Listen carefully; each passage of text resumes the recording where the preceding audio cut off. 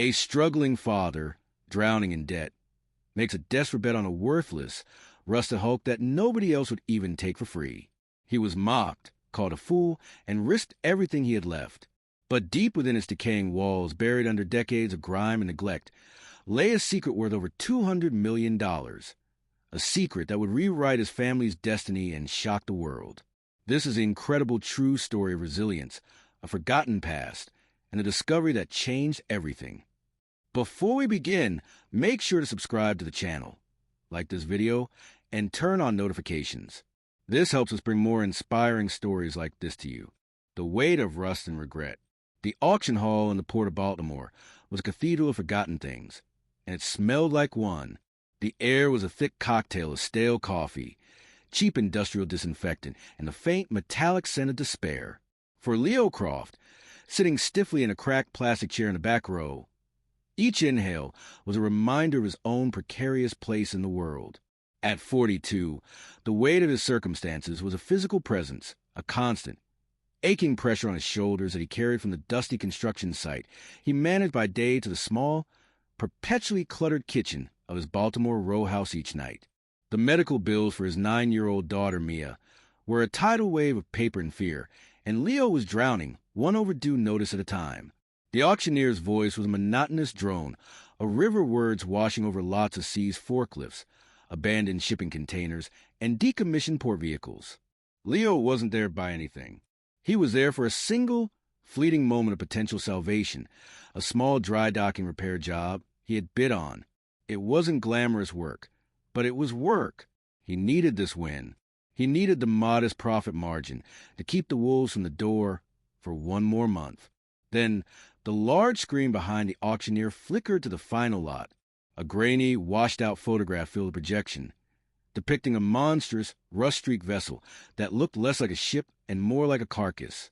The SS Pandora, a Liberian-flagged general cargo ship from the 1960s, seized by the Port Authority for years of unpaid fees.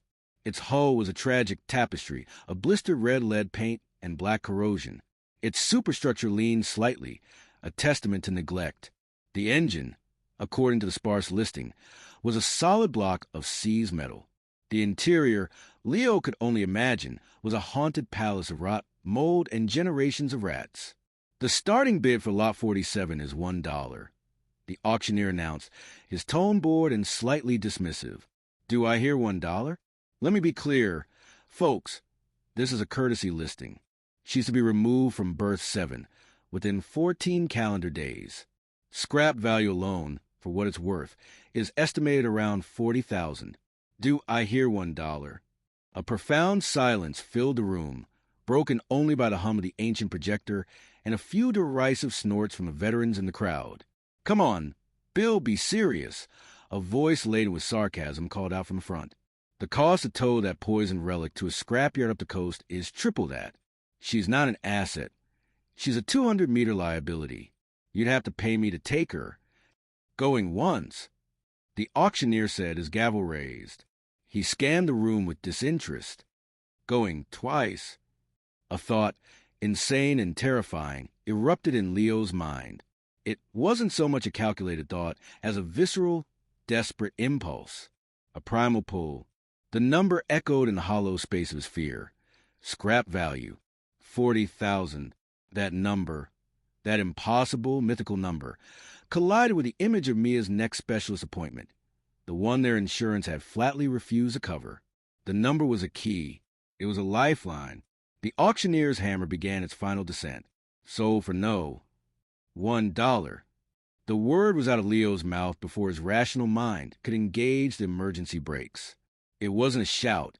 It was a strangled gasp that somehow carried across the silent room. Every head in the place swiveled to look at him. The stares weren't of admiration or curiosity.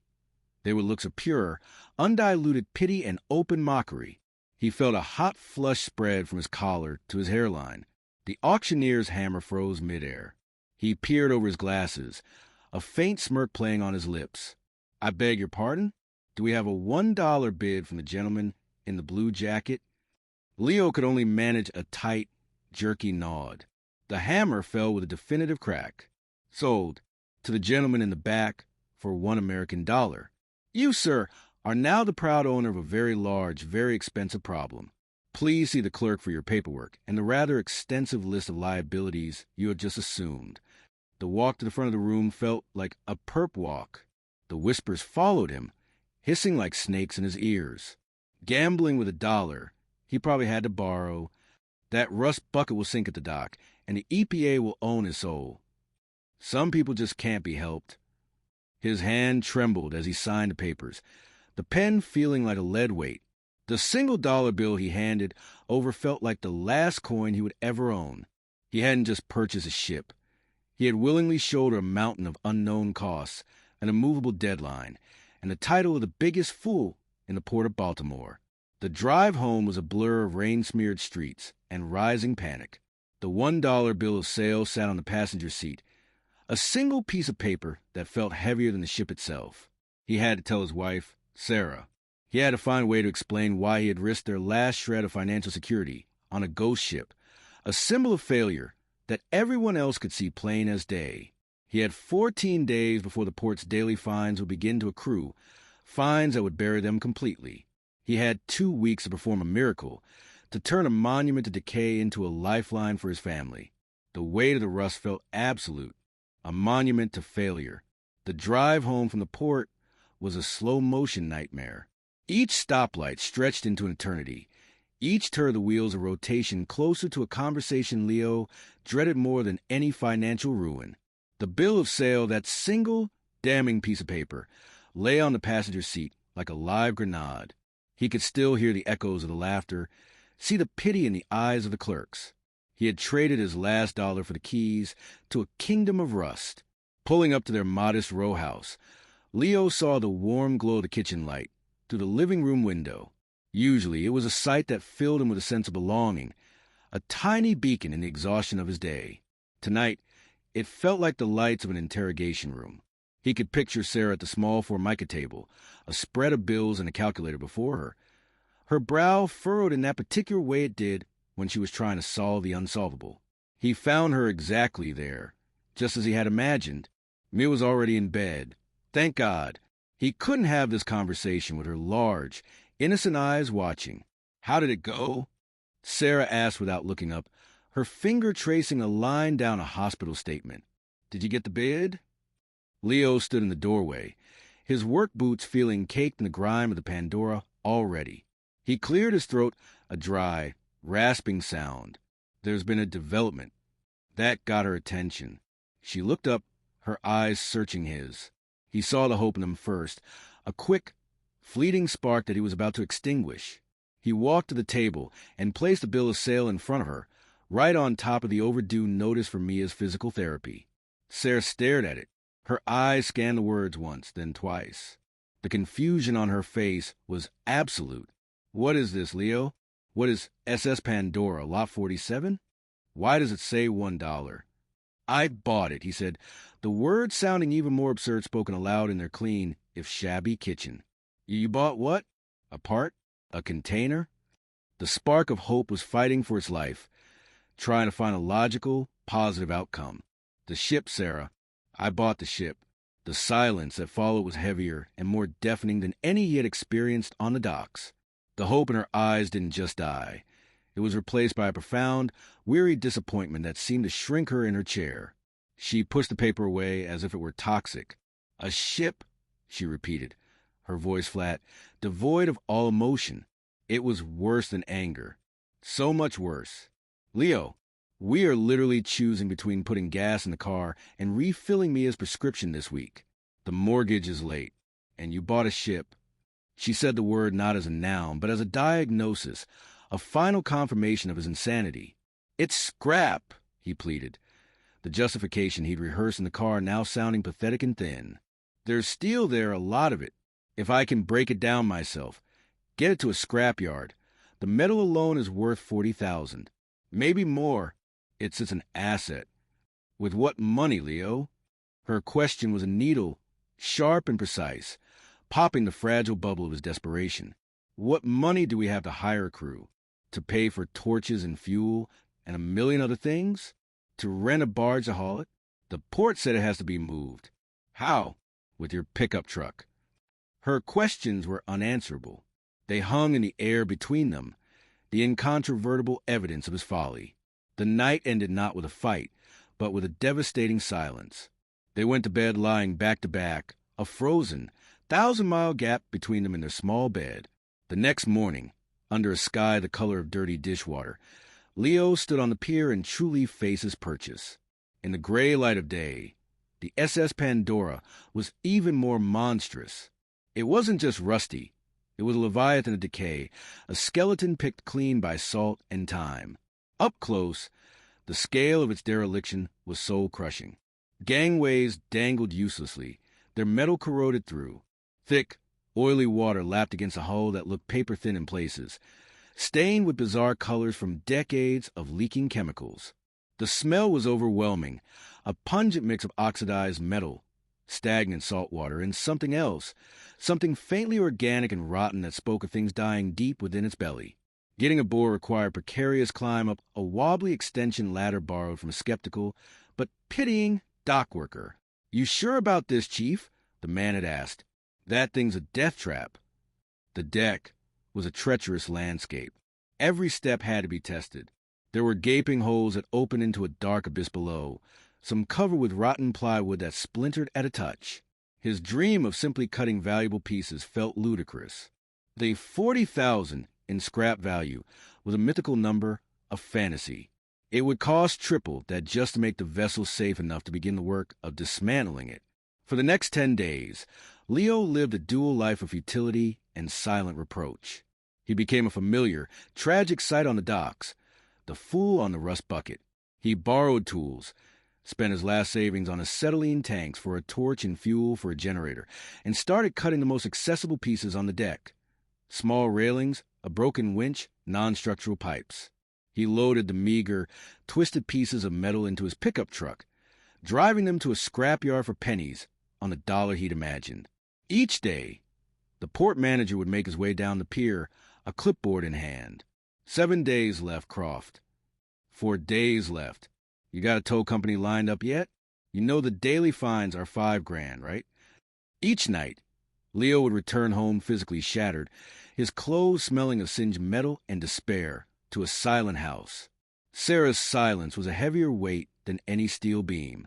Mia, perceptive and gentle, would sometimes ask, "Is the big boat going to help us, Daddy?" The question was a knife to his heart. The breaking point came on the 10th day. Leo was exhausted, his body aching, his spirit broken. He was trying to cut into a sealed hatch on the main deck, convinced there might be reusable brass fittings or copper wire within. His torch sputtered, the flame dying. He was out of fuel, and he was out of money. He was out of everything. He sank to his knees on the wet, grimy deck, the cold rain mixing with the hot tears of frustration and shame on his face. The wind whistled through the skeletal remains of the ship's rigging, a mocking symphony of his failure. He was a fool. He had failed them. He had traded their last hope for a mountain of rust. In a final, impotent rage, he slammed his gloved fist down on the stubborn, rusted hatch. And then he heard it, not the dull, solid clang of his punch on steel, but a different sound entirely. A hollow, wooden thud from just beneath the corner of the metal plate. A sound that shouldn't have been there. It was the sound of a void, of a secret, the hidden hatch and a glimmer of hope. The rain fell in earnest now, a cold, relentless drizzle that soaked through Leo's worn jacket and mingled with the grime on his face. But he no longer felt the chill, no longer registered the discomfort. Every ounce of his being was focused on the small, rusted metal plate that had shifted under his fist. The sound it made echoed in his mind, a stark, hollow counterpoint to the solid, dead thuds that had come before. It was a sound that defied the very nature of the decaying beast he stood upon. Scrambling on his knees, his breath coming in ragged white puffs, he grabbed his crowbar. He wedged the forged steel tip into the narrow, promising gap and pushed with all the weight of his desperation. The metal shrieked in protest, a high-pitched complaint that was swallowed by the vast, empty space of the harbor. With a final, groaning surrender, the plate pried upward, revealing not more solid deck plating, but a dark, square opening beneath, a hidden compartment. The edges were lined with rotten wood, long since petrified by time and the elements. A smell wafted out, ancient and complex. The scent of dry dust, of damp timber, of old oil, and something else, something metallic and sweet that he couldn't place. Using the last sliver of battery life on his phone, Leo activated the flashlight. The beam was a weak, pathetic sword in the overwhelming darkness, but it was all he had. He pointed it into the void. The light cut through the gloom, illuminating a narrow, vertical ladder made of sturdy iron, bolted directly into the main structure of the ship. It descended into the absolute bowels of the vessel, deep below the waterline. This wasn't on any schematic he'd been given by the Port Authority. It was a secret, a deliberate omission, a passage meant to be forgotten. A primal caution whispered in his ear. This was unknown. This was potentially dangerous. The air could be bad. The structure could be unstable. But the whisper was drowned out by a roaring, compulsive curiosity. He had nothing left to lose. He had already lost everything. This was the only thing on the ship that hadn't tried to kill him with its decay. Taking a deep breath that did little to steady his nerves, he began to climb down. The rungs of the ladder were cold and rough under his gloves, but they felt solid, trustworthy in a way nothing else on the Pandora had. He descended for what felt like an eternity, moving down through layers of the ship's history, deep into a silence so profound he could hear the frantic hammering of his own heart. The air grew colder, stiller, thick with the weight of decades of secrecy. His boots finally touched solid ground. He was in a narrow corridor, but it was unlike any other passageway he'd seen on the ship. The walls were not made of steel, but of thick, dark wooden planks, rough-hewn and massive, like something from an old galleon. It was a space that felt separate, older, hidden within the steel shell of the more modern cargo ship. It was a secret within a secret. The corridor was short, leading to a single, heavy door banded with iron. It was secured not with modern lock, but with a heavy, archaic latch, so corroded it crumbled to dust when he touched it. His pulse thundered in his ears. He placed both hands on the cold, pitted wood and pushed.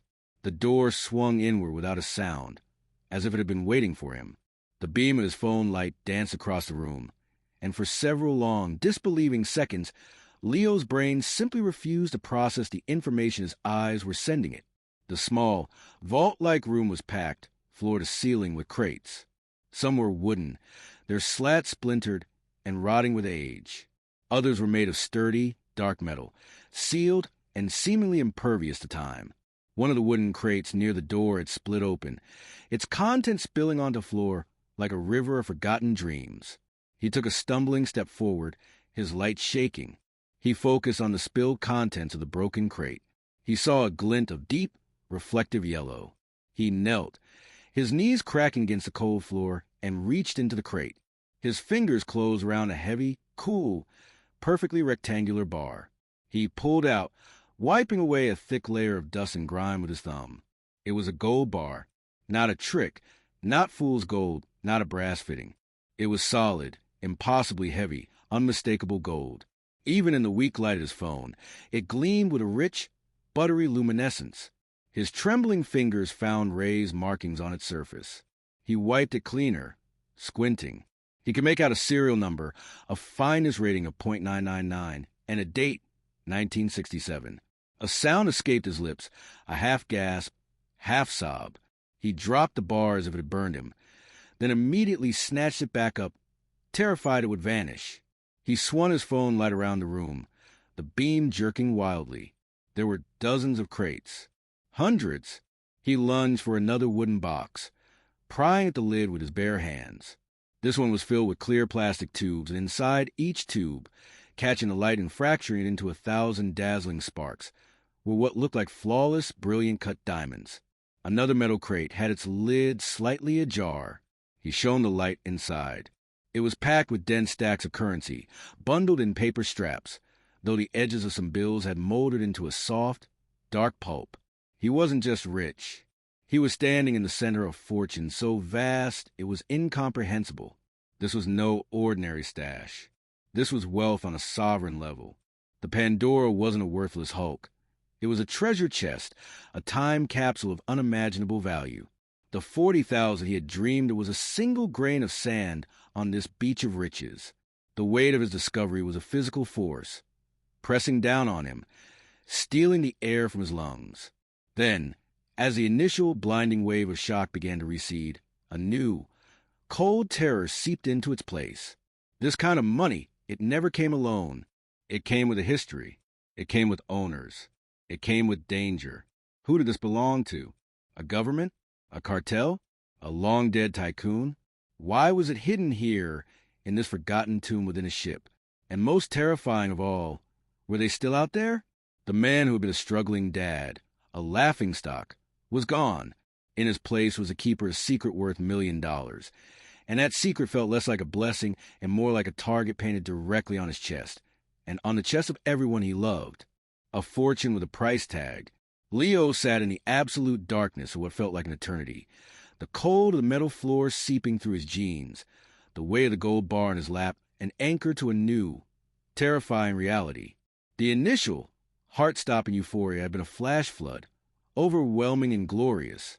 But as the adrenaline receded, it left behind a stark, cold dread that pooled in the pit of his stomach. The silence in the hidden room was no longer peaceful or awe-inspiring. It was heavy, menacing, and full of ghosts. Every distant groan of the ship's hull, every faint drip of water from some unseen leak, sounded like a footstep, a breath, a threat. He was no longer just a man in a rusty ship. He was an intruder in a vault that was never meant to be found. He couldn't just run to the news. He couldn't call the port authorities triumphant. This kind of discovery wouldn't make him a hero. It would make him a headline. It would trigger an international media circus, a feeding frenzy of lawyers, government agencies, and every individual or organization that had ever lost a fortune. And lurking beneath all that legitimate chaos would be the real danger. The shadowy, original owners of this hoard. People who hid this much wealth didn't do so through legal channels. They were not the kind of people who would simply let it go. This fortune was a magnet for violence, greed, and ruin. His family's safety, their very lives, were now tied to the secret. With a resolve born of pure fear, Leo moved. He had to hide the evidence of his discovery. He found a stiff, mildewed tarp crumpled in a corner and dragged it over the open crates, his movements frantic and hushed. He shoved the spilled gold bars back into their splintered box, his fingers fumbling in his haste. He looked at the diamonds, the stacks of cash, and forced himself to think practically, to be cold and calculating. Carefully, he selected 4 gold bars. They were heavy, almost comically so, their density a shocking testament to their purity. He shoved them into the deep pockets of his cargo pants, which sagged precipitously under the weight. From the open tube of diamonds, he carefully poured a handful of the glittering stones into his front pocket. It was enough to be undeniably convincing, to prove this wasn't a hallucination, but not enough to be immediately missed from a cache of such immense volume. He needed proof, not a payload. He climbed back up the ladder, each rung a monumental effort under the new weight he carried, both physical and psychological. He replaced the metal plate over the hatch, kicking rust flakes and grime over the edges, meticulously erasing any sign of its disturbance. To anyone else, it was just another part of the deck's decaying skin. The drive home was a paranoid nightmare. Every set of headlights in his rear-view mirror felt like a threat. Every pedestrian looking in his direction seemed like a scout. The ordinary, sleepy streets of his neighborhood looked different, sinister, as if they were watching him. He pulled into his driveway and sat for a long moment, gripping the steering wheel, listening to the frantic beat of his own heart. He had to be calm. He had to be smart. He walked into the house, his pockets impossibly heavy, his gait unnaturally stiff. Sarah was at the kitchen table, just as she had been the night he'd told her about the ship. The same spread of bills was before her, but now her face was etched with a new layer of exhaustion, the strain of the last 10 days having carved deeper lines around her eyes. "Leo," she began, her voice flat with a resignation that killed him. The port called again. "They're not extending the deadline," they said. "Sarah," he interrupted, his voice low and urgent, almost a whisper. "Close the blinds." "All of them." She stared at him, a flicker of confusion breaking through her weariness. "What? Why? Leo, what's wrong now?" "Just please. Do it. Now." Wary, her body tense with apprehension, she rose and moved through the downstairs, pulling the blinds shut, plunging the small house into a dim, twilight gloom. The action itself felt clandestine, dangerous. She turned to him, her arms crossed over her chest, a defensive posture. "Okay, what is it?" He walked to the kitchen table, the same table where they'd argued over coupons and calculated late fees, and emptied his pockets. The 4 gold bars landed with a series of heavy, definitive thuds that seemed to shake the very foundations of their home. The diamonds cascaded across the wooden surface, scattering like frozen raindrops, catching the dim light and throwing tiny, brilliant prisms across the walls. Sarah stared. Her hand flew to her mouth, her eyes wide with pure, uncomprehending shock. She didn't move, didn't breathe. She simply stared at the small fortune glittering on her kitchen table.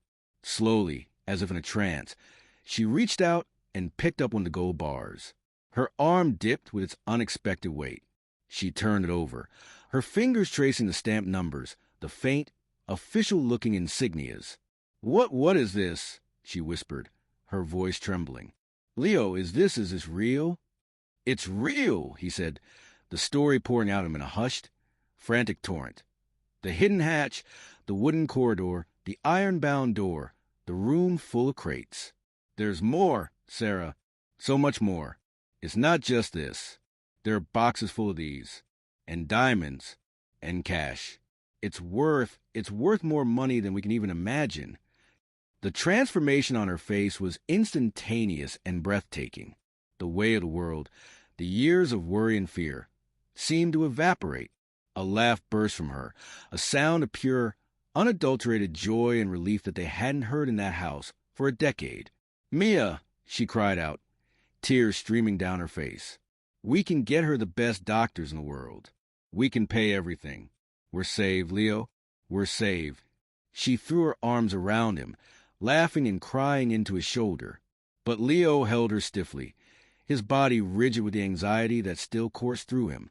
He let her have her moment, this beautiful, deserved moment of relief, but he could not join her in it. The danger felt more real than the gold. "Sarah, wait," he said, his voice grave. He gently extricated himself from her embrace. "This isn't just money. This is a problem. A huge one." The joy on her face faltered, replaced by confusion. "What are you talking about?" "It's the answer to every prayer we've ever had." "We don't know where it came from," he insisted, his eyes darting towards the covered windows. "We don't know who it belongs to. If we just start spending, if we suddenly pay off hundreds of thousands of dollars in debt, people will ask questions. The bank, the IRS, the hospital. The wrong kind of people will hear. The people who hid this, they're not nice people, Sarah. They will come for it, and they will come for us." The reality of his words slowly dawned on her, cooling her elation like a bucket of ice water. She looked at the fortune on her kitchen table, and for the first time, she didn't see freedom. She saw danger. She saw a target. Miracle had arrived, but it was wrapped in a labyrinth of peril. They argued then, the tension returning to the dim room, sharper and more fraught than before. Sarah, fueled by hope and a mother's desperation, wanted to call a lawyer, to go straight to the authorities, to claim their miracle through the proper channels. Leo, gripped by a protective terror, argued against it. What if it's stolen? What if it's drug money or something worse? They could seize it all for evidence, and we'd be back to square one. But now, with everyone on Earth knowing we found it, we'd be marked. After hours of heated, fearful debate, they settled on a desperate, fragile compromise. They would take a single, perfect diamond, one stone from a handful, untraceable and breathtakingly valuable. Leo remembered a guy from his old construction days, a man named Silas, who now worked in the jewelry district, a man known for his discretion and his no-questions-asked policy. They would have it appraised and quietly sold. It would generate enough cash to pay the most predatory of their bills, to hire a legitimate, top-tier maritime lawyer anonymously to advise them, and to buy them precious time to figure out their next move without setting off any alarms. It was a terrifying risk, a step into a shadowy world they knew nothing about, but it was the only step they could see to take. Their redemption and a new legacy. The single diamond, a flawless marquise cut that caught the light like captured starlight, was appraised at a staggering $120,000. In the back room of a nondescript shop in Baltimore's jewelry district, a wizened man named Silas examined it through his loupe, his face an unreadable mask. He didn't ask where it came from. He simply placed it on a delicate scale, grunted, and began counting out bundles of cash into a plain brown paper bag. "A one-time transaction has a certain price," Silas said, his voice like grinding stones. "If you bring me more, the price becomes more competitive." Leo took the bag, his hand trembling not with joy, but with a nervous energy that made him feel ill. It was more money than he had ever held, yet it felt like a drop in an ocean of uncertainty. That bag of cash was their key to a new kind of prison, one of cautious movement and whispered plans. It paid off the most urgent medical debts, the ones that had carried threatening language and the Spectre collections. It allowed them, through a complex layer of intermediaries and a newly acquired, untraceable cell phone, to retain the services of Eleanor Vance, a formidable maritime attorney from a prestigious New York firm. Her retainer was eye-watering, but her advice was worth its weight in gold, which, Leo thought with hysterical edge, was suddenly something he could measure. Eleanor Vance was a woman of sharp intellect and sharp pursuits. In a secure conference room far from Baltimore, she laid out the daunting path ahead. The law of finders-keepers on purchased vessels was a murky swamp of admiralty law, international treaties, and precedent cases that made Leo's head spin. Their case was strong. Leo was the legal title holder of the Pandora and the treasure, having no immediate claimant and showing all the signs of a decades-old smuggling operation gone awry, but was not guaranteed. The process would be quiet, meticulous, and excruciatingly slow. They would have to prove due diligence in searching for owners. They would have to navigate tax implications that were dizzying in their complexity. For a tense, grueling year, Leo and Sarah lived in a state of suspended animation. The secret was a third member of their household, a constant, humming anxiety. They jumped at every unexpected knock on the door, scrutinized every strange car that passed their house. They continued to live frugally, their lifestyle unchanged to the outside world, while behind the scenes, they fought a silent war of legal paperwork and quiet negotiations. Leo, following Eleanor's strict instructions, would make occasional, covert trips to the Pandora, documenting the find with photographs and GPS coordinates under the guise of continuing his futile salvage work, all to build an impeccable legal record. The day the final ruling came was anticlimactic. It arrived not with fanfare, but via secure email from Eleanor Vance. The court had ruled in their favor. The treasure, after a significant portion was paid in taxes, fees, and negotiated settlement with the Port Authority to drop all outstanding fines, was legally and rightfully theirs. Leo read the email standing in his kitchen, the morning sun streaming through the window.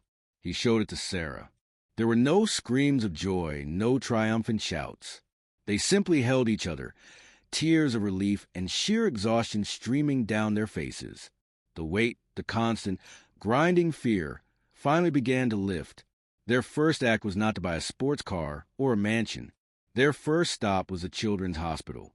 They sat down with Mia's doctors and the hospital director and set up an endowment, the Mia Croft Foundation. It was designed to ensure that no family would ever face the financial abyss they had faced while fighting for their child's life.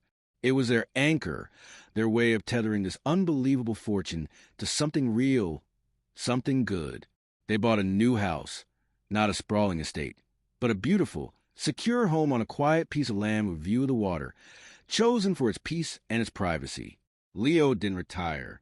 He started a new business, Croft Marine Salvage and Restoration. He hired a crew, not of strangers, but the same dock workers who had once shaken their heads at him, offering them fair wages and honest work. He became known not as the man who got lucky, but as a decent, humble boss who never forgot what it was like to struggle. The story of the Pandora's treasure eventually leaked, of course, becoming a legendary waterfront tale, a modern-day myth. But by then, the Crofts were secure, their lives defined not by the wealth itself, but by the quiet, dignified way they had chosen to use it. One evening, Leo stood on the deck of his company's flagship vessel, a sturdy, modern tugboat named Mia's Hope. The sunset over the Chesapeake Bay was a breathtaking wash of orange and purple. Sarah stood beside him, her hand in his, her head resting on his shoulder. Mia, her health stronger and her spirit brighter than he had ever seen it, was sketching the sunset on a pad nearby. "The lawyer's office called today," Sarah said softly, her voice content. "The last of the artifacts from the non-precious crates are going to the Maritime Museum tomorrow. The ledgers, the clothing, the personal effects. The last piece of the puzzle." Leo nodded. They had donated it all, helping historians piece together the Pandora's secret history as a post-war smuggling ship for a fallen regime, finally closing the book on its mysterious past. He looked out at the calm water, the fading light glinting off the surface. He thought back to that day in the auction hall, to the crushing weight of fear and failure. He had bought a mountain of rust, but he had really been investing in a single desperate grain of hope. The $1 million had given him a future, but it was the journey, the struggle, the perseverance in the face of ridicule, the unwavering love for his family that drove him to keep going even when all was lost, that had truly saved him. He wasn't just a lucky man. He was a resilient one, and that, he knew, looking at his wife and daughter, was the greatest treasure of all. This story proves that sometimes hope is hidden in the most unlikely of places, waiting for someone with the courage to look. If this journey of resilience inspired you, share it with someone who needs a reminder that even the deepest struggles can lead to a brighter shore. What would you have done in Leo's shoes? Let us know in the comments below.